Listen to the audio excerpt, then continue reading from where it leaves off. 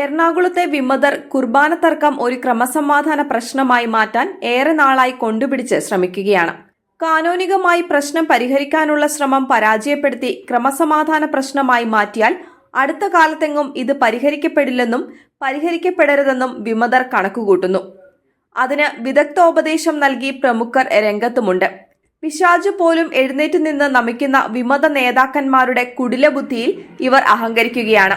കുറെ വർഷങ്ങളായി സീറോ മലബാർ സഭയിലെ ക്യാൻസറായി വളർന്നു വഷളായിക്കൊണ്ടിരിക്കുന്ന എറണാകുളത്തെ പ്രതിസന്ധികൾ പുതിയ മേഖലകളിലേക്ക് വഴിതിരിച്ചുവിടപ്പെടുന്നതിന്റെ സൂചനകൾ കുറച്ചു ദിവസങ്ങളായി ലഭിച്ചുകൊണ്ടിരിക്കുകയാണെന്ന് സീനിയർ വൈദികൻ ഫാദർ സെബാസ്റ്റ്യൻ മുതുപ്ലാക്കൽ സൂചിപ്പിക്കുന്നു. സഭയുടെ കാനോനിക നിയമ നടപടികൾ കൊണ്ട് മാത്രം പരിഹരിക്കാൻ പറ്റാത്ത വിധം പ്രശ്നങ്ങളെ സങ്കീർണമാക്കി മാറ്റി സഭാ നേതൃത്വത്തെ ഊരാക്കുടുക്കിലാക്കുകയെന്ന ലക്ഷ്യത്തോടെ ആസൂത്രിതമായാണ് ഇത് നടത്തപ്പെടുന്നതെന്ന് സംഭവങ്ങളെയും പ്രതികരണങ്ങളെയും നിഷ്പക്ഷമായി വിശകലനം ചെയ്യുമ്പോൾ നമുക്ക് മനസ്സിലാകും.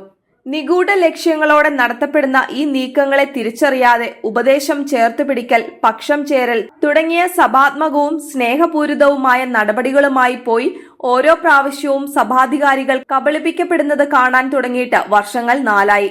ഇപ്പോഴിതാ ഈ പ്രശ്നങ്ങൾ കൂടുതൽ സങ്കീർണതകളിലേക്ക് നയിക്കപ്പെട്ടുകൊണ്ടിരിക്കുകയാണെന്ന് മുതുപ്ലാക്കലച്ചൻ ചൂണ്ടിക്കാട്ടുന്നു. കുതന്ത്രങ്ങളുടെ രാജാവായ പിശാച് പോലും എഴുന്നേറ്റ് നിന്ന് നമിക്കുന്ന ചില നേതാക്കന്മാരുടെ കുടിലബുദ്ധിയിൽ രൂപം കൊള്ളുന്നതും വളരെ തന്ത്രപരമായി അവതരിപ്പിക്കപ്പെടുന്നതുമായ ഓരോ കള്ളത്തരവും മാധ്യമങ്ങളിലൂടെ ആവർത്തിച്ച് അവതരിപ്പിച്ച് സത്യമാക്കി മാറ്റി പൊതുസമൂഹത്തെ ധരിപ്പിക്കുന്ന രീതി അവർ വിജയകരമായി തുടർന്നുകൊണ്ടിരിക്കുന്നു. രൂപതാ കേന്ദ്രത്തിൽ അതിക്രമിച്ചു കയറി താമസിച്ച 21 പേരെ ബലമായി കുടിയൊഴിപ്പിച്ചതിന്റെ പശ്ചാത്തലത്തിൽ ഇങ്ങനെ പുതിയൊരു തന്ത്രം അവർ ആരംഭിച്ചിട്ടുണ്ട്. കുതന്ത്രങ്ങളുടെ അവതാരമായ ഒരു നേതാവ് സർക്കാർ നിങ്ങൾക്കെതിരാണെന്ന് ഒരു പോലീസ് ഓഫീസർ പറഞ്ഞുവെന്ന് സ്ഥാപിച്ച് രാഷ്ട്രീയക്കാരെയും പൊതുജനത്തെയുമെല്ലാം ഈ പ്രശ്നത്തിലേക്ക് വലിച്ചിടാനുള്ള ശ്രമം ആരംഭിച്ചു. തുടർന്ന് അയാൾ തന്നെ അവിടുത്തെ ജനപ്രതിനിധികളെ പേരെടുത്ത് വിളിച്ച് അവർ 6 ലക്ഷം വിശ്വാസികളുടെ പക്ഷത്താണോ അതോ സഭയുടെ പക്ഷത്താണോ എന്ന് ചോദിക്കുന്നു. അതിനുശേഷം അവിടുത്തെ ഒരു സംഘടനയെക്കൊണ്ട് വീണ്ടും ഇതേ കാര്യം മാധ്യമങ്ങൾക്ക് മുൻപിൽ അവതരിപ്പിക്കുന്നു. ഏതാനും ദിവസങ്ങൾ കഴിഞ്ഞപ്പോൾ ഈ നേതാവ് തന്നെ മറ്റു പല രൂപതകളുടെയും പേരുകൾ പറഞ്ഞ് ആ രൂപതകൾ മുഴുവൻ ഉൾക്കൊള്ളുന്നതിനേക്കാൾ വിശ്വാസികൾ തങ്ങളുടെ രൂപതയിലുണ്ടെന്നും തങ്ങൾ വിചാരിച്ചാൽ എറണാകുളത്തെ രാഷ്ട്രീയക്കാറ്റിനെ മാറ്റിവീശിക്കാൻ കഴിയുമെന്നുമൊക്കെ പറഞ്ഞ് അടുത്ത ബൈറ്റ് ഇറക്കുന്നു. എറണാകുളത്തുണ്ടെന്ന് അയാൾ അവകാശപ്പെടുന്ന 6 ലക്ഷം വിശ്വാസികളുടെയും വോട്ടുകൾ തന്റെ പോക്കറ്റിലാണോ എന്ന് ആരും ചോദിക്കേണ്ടതില്ല. പറയുന്ന എല്ലാ കാര്യങ്ങളുടെയും നിജസ്ഥിതി അങ്ങനെയാണല്ലോ. ഏതായാലും ഒരു പാർട്ടിയുടെ ലോക്കൽ നേതാക്കന്മാർ ഈ ഭീഷണി കേട്ടാണോ എന്നറിയില്ല സമ്മേളനം നടത്തി പ്രതിഷേധിക്കുന്നതും കാണാനിടയായി. കഴിഞ്ഞ ദിവസം പ്രസാദഗിരി പള്ളിയിലുണ്ടായ അത്യന്തം നിർഭാഗ്യകരമായ സംഭവങ്ങളും ലഹളയുണ്ടാക്കി പള്ളി പൂട്ടിക്കാനുള്ള തന്ത്രമായിരുന്നോ എന്ന് സംശയിക്കണം. കാരണം ആ ഇടവകയിലെ ബഹുഭൂരിപക്ഷം വിശ്വാസികളും സഭയോടൊപ്പം നിൽക്കുന്നവരായതിനാൽ ആ പള്ളിയിലെ സിനഡൽ രീതിയിലുള്ള വിശുദ്ധ കുർബാന അർപ്പണം തടയേണ്ടത് ഈ കുബുദ്ധികളുടെ ആവശ്യമാണല്ലോ. അതുമായി ബന്ധപ്പെട്ട് മറ്റൊരു വോയിസ് നോട്ട് പുറത്തു വന്നിരിക്കുന്നു.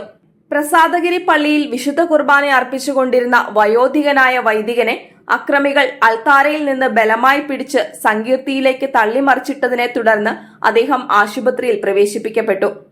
തങ്ങളുടെ രൂപതയുടെ ഉടമസ്ഥതയിലുള്ള ആശുപത്രിയിൽ പ്രവേശിപ്പിക്കപ്പെട്ട ആ വയോധികനെ സന്ദർശിക്കാൻ പാലാ രൂപതയിലെ അഭിവന്ദ്യ പിതാക്കന്മാരും ഏതാനും സംഘടനകളും ചെന്നതിൽ പ്രകോപിതനായാണ് കുതന്ത്രങ്ങളുടെ ഉപജ്ഞാതാവായ ആ മനുഷ്യൻ സന്ദേശം അയച്ചിരിക്കുന്നത്.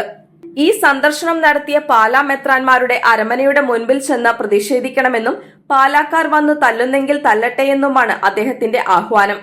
ചുരുക്കത്തിൽ എറണാകുളത്തെ പ്രശ്നം സമൂഹത്തിലെ ഒരു ക്രമസമാധാന പ്രശ്നമായി മാറ്റാനാണ് അവർ ശ്രമിക്കുന്നത്. പാലായിലെ വിശ്വാസികൾ ആകർഷകമായ ഈ പ്രലോഭനത്തിൽ വീഴില്ലെന്ന് കരുതാമെന്ന് ഫാദർ സെബാസ്റ്റ്യൻ മുതുപ്ലാക്കൽ പ്രത്യാശ പ്രകടിപ്പിക്കുന്നു.